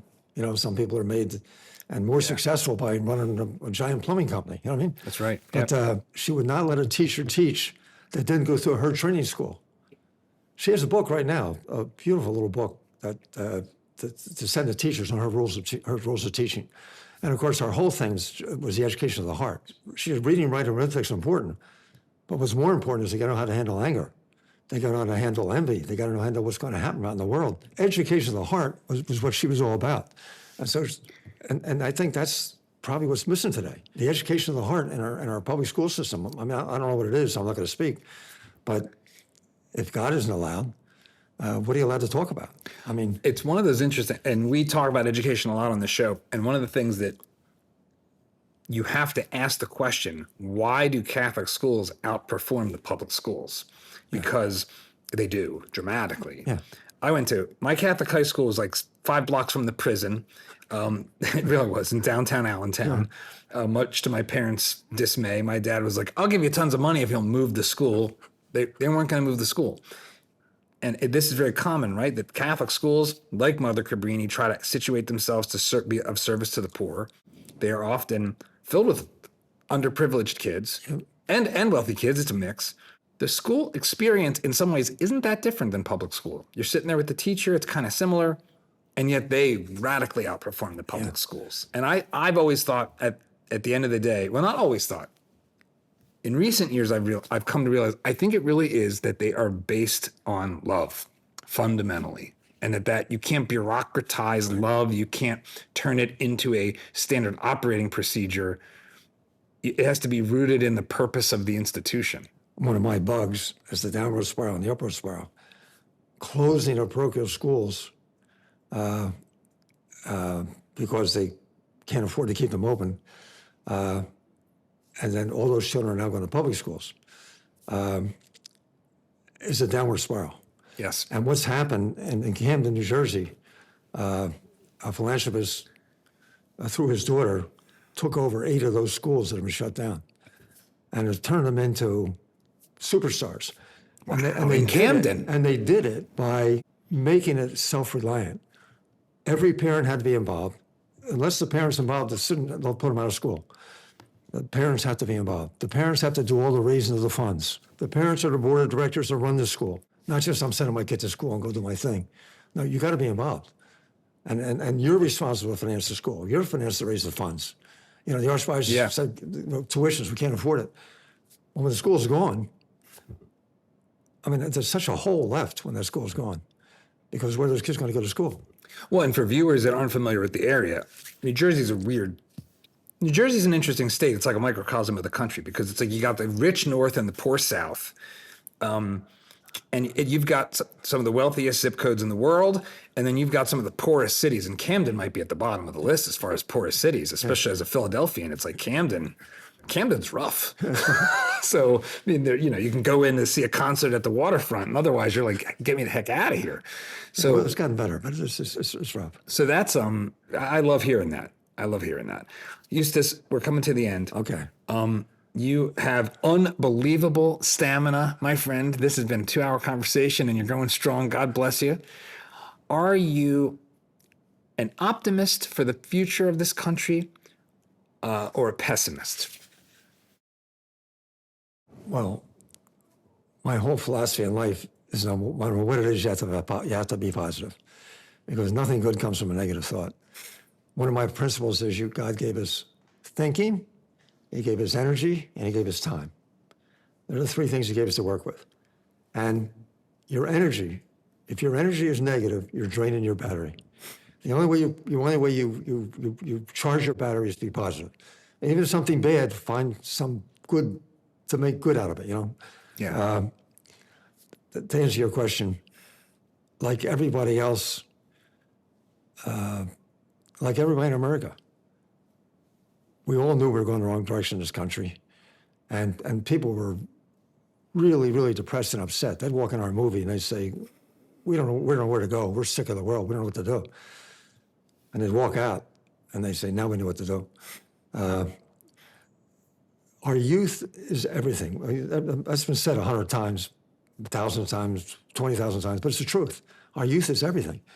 And if we're not getting them in the right place right now, we're going to pay for it later. I mean, how could all these crazy theories pop up? How could people get into places of authority to put their agendas into the whole country's agenda? How could that happen? How could it happen in America? Echo chambers and nonsense. Well, and people won't speak up. Yeah. People won't speak. They came up with a cancel culture that was so effective. People would keep their beliefs to themselves rather than be politically incorrect. But the political incorrectness was the standard was set by some wacko, you know? So, I mean, it's almost like... It's enough to make Chairman Mao smile. I almost said Chairman Meow, which was the name of our cat. Oh, is that right, really? Well, when I visited China, and the whole time I was in China, I read the book on Mao and really tried to understand what took place. And it gave you a great picture. And I had such empathy for the Chinese people after I read that book, because he put them through hell. Oh, absolute terrible, terrible hell. And had meetings in the morning where the kids would squeal on the parents. You know, and it got to the point where nobody could talk about anything. That's kind of how we got in our country with the political correctness. I mean, people just wouldn't talk out. Digital struggle sessions. Yeah. I ask this of every guest. We call the show Dad Saves America, and you'll appreciate this as a filmmaker. You know, I believe that dads, that being a dad is a role we get to occupy as a man that is special and heroic, and that we all have roles to play. How do you think about your role in the American story? You know, I kind of went through life. I just take things as they come, and I went through. I always had my goals and my ambitions. I knew very young I wanted to be a car dealer. I wrote out my 5-year plan. Someday I'm going to be a car dealer. I started as a car salesman. I'm going to tell you 9 principles that I tell everybody about because I carry them on. When I was in Notre Dame, I wrote my father a letter. My first year, I said, how can I be a success in life? He wrote me back a letter, and he never wrote me a letter before. We never written before. He said, here's the 8 things I'm going to give you. He said, you follow these, I don't know what you're going to do. If you follow these, you'll be a success. He said, stay close to God, because you're going to need him. He said, be nice to old people, because some of you are going to be old. and he died at 48. He said, some of you will be old. He said, whatever job you do in life, do it better than anybody else. He said, never worry about money, because if you're doing the job better than anybody else, money will come to you. He said, number 5, when opportunity comes, take it. Don't be afraid. He said, number 6, never forget your friends. He said, number 7, always be sincere, because people will know. He said, number 8, life's a hairline. And your decisions will be the cause and effect of what side of the hairline you're on. And life is a hairline. You can be going to a stop sign one day and nothing comes along. You go to another day and you get whacked. And maybe it's 2 o'clock in the morning and there wouldn't have been another car coming along for 2 more hours. And yet at that time in life, there you are in the hairline, you get whacked. So I say to young people.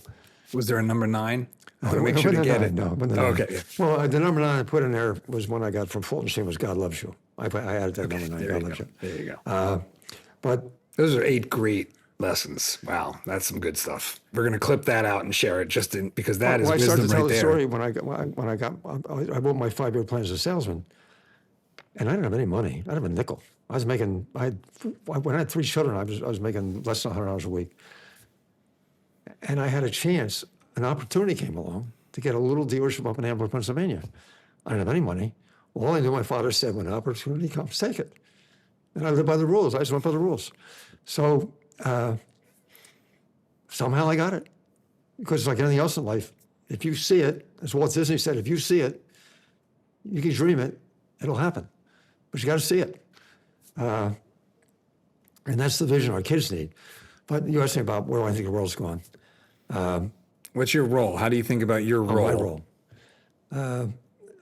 I think I could have done so much better. I really do. I think I could have done so much better. My father was right. Decisions you make along the way. And that's why I always try and preach that one parable about the wide path and the narrow path. And anybody listening, I don't care who you are, what age you are, take the narrow path. It'll bring you peace and happiness and success. Take the narrow path and you're going to end up a very unhappy person. The wide path, pardon me. Eustace Wolfington, thank you for being on Dad Saves America. It was a real pleasure. My pleasure. Thank you.